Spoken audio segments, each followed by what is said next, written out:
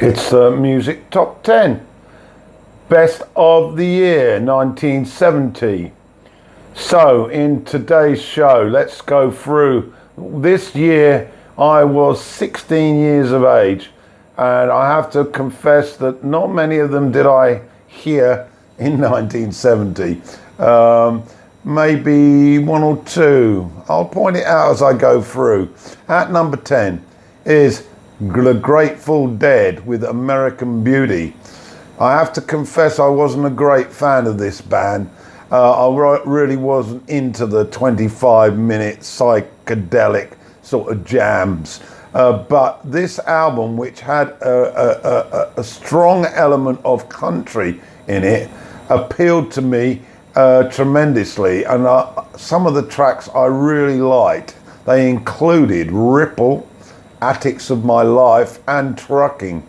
Some good work from Jerry Garcia on this album. At number 9, Emerson, Lake and Palmer, the first album. At the time it was released, I steered clear of it like a barge pole. But once I actually dipped my toe in the water, I was in love with it. There's some terrific musicianship on this album. Emerson was awesome, but he had two lieutenants who made the album gel beautifully. Greg Lake's singing was to beholden, and of course Carl Palmer at the drum kit was spectacular. My favourites are The Barbarian, which opens the album, and Take a Pebble. At number 8, it's Parachute by The Pretty Things. Now, I did get this album in this particular year, and I played it all the time. It reminded me of a slightly sophisticated rock version of the Beatles. On Parachute, there's a melody linking a number of songs together, which I love and adore. And I suggest you check it out. My highlight would be that melody, but I also liked some of the more rock songs on it as well. At number 7, Free, Fire and Water. Well, Free were hot in 70, and I was wanting more and more of them.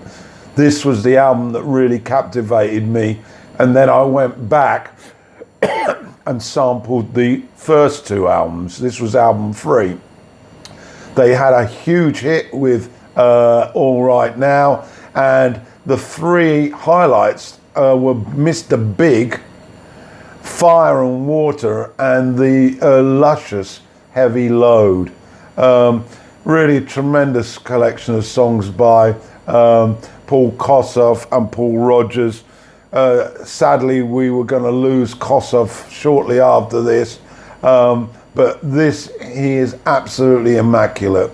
Ably supported by Simon Kirke and Andy, can't remember his, Andy Rogers? No, it's gone. Okay, at number 6, After the Gold Rush by Neil Young. Yeah, I was getting into Neil Young when this album came out, and it's a terrific collection of songs. Hard to really pick out favourites, although I love the rocky Southern Man. Of course, the Crazy Horse Band were behind Neil, and there's some beautiful ballady arranged songs. Birds is a special feature for me. So we're into the top 5 now, and at number 5 it's Moondance by Van Morrison. I have to confess, in 1970 Van Morrison wasn't my cup of tea, so I found out about Moondance about a decade down the track. You know, what a confession. But having found it, I can't keep my hands off it now. It's a sublime piece. Follow up, of course, to Astral Weeks. Moondance, the title track with that jazzy sort of soul feel, and Caravan, that's a very popular song at his live shows, and the idyllic into the mystic. So to 4, it's Stephen Stills, his first solo album. Oh, he managed to entice a couple of rock legends onto this album. One, Jimi Hendrix, and the other, Eric Clapton. Clapton duetted with Stills on twin guitars on Go Back Home. But who could fail to be in love with the opening cut, Love the One You With. I will be doing a video on this album.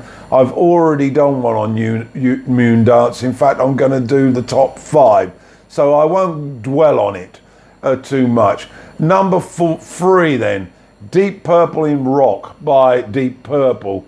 They'd made a number of albums before this, but once they added Glover and Gillan, they took off like a rocket into space. And what a tremendous album this is.